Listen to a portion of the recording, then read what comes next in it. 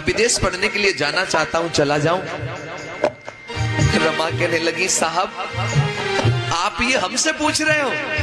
अरे भला हम कैसे मना कर देंगे कि आप विदेश पढ़ने ना जाइए। आपको जैसे तैसे मौका मिला पढ़ करके आइए, भारत में रहने वाले तमाम गरीब लोगों को उनकी जिंदगी का उद्धार कर दीजिए।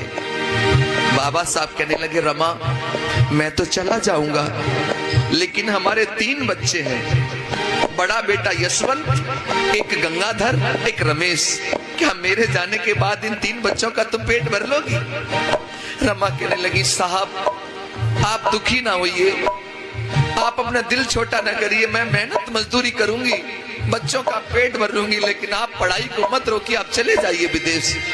तब बाबा साहब अपनी पत्नी और 3 बच्चों को छोड़ करके विदेश चले गए। और विदेश में जब पहुंचे बाबा साहब तो क्या करते हैं, सुनो। भीम पढ़ाई की खातिर संघर्ष करें दिन राती। बाबा साहब जब विदेश में पहुंचे तो 18 घंटे ये बाबा साहब पढ़ते थे लगातार, 18 घंटे लगातार पढ़ते थे।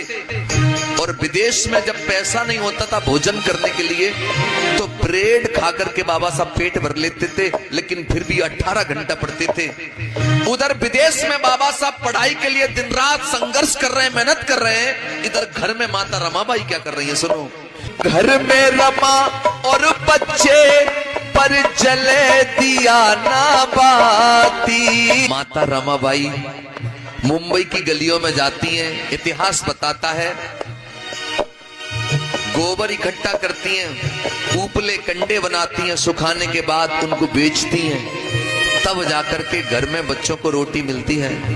कभी साग होता है तो रोटी नहीं, रोटी होती तो साग नहीं। गर्दिश के मुसीबत के दिन, उन्हीं दिनों रमा के 2 बच्चे गंगाधर और रमेश बारी बारी करके बीमार हुए। रमा के जब बच्चे बीमार हुए तो रमा बड़ी दुखी हो गई। रमा वैद्यों के पास जाती हैं इलाज करवाने के लिए, कहती हैं, वैद्य जी मेरे बच्चे बहुत बीमार हैं, मेरे बच्चों का इलाज कर दो वरना मेरे बच्चे मर जाएंगे। तो वैद्य कहता है, तेरे पास पैसे हैं? तो रमा कहती है, मेरे पति परदेश गए हैं, जब लौट करके आएंगे तो पाई पाई चुका दूंगी, मेरे बच्चों का इलाज कर दो। माताओं बहनों, वैद्य धुतकार देता है।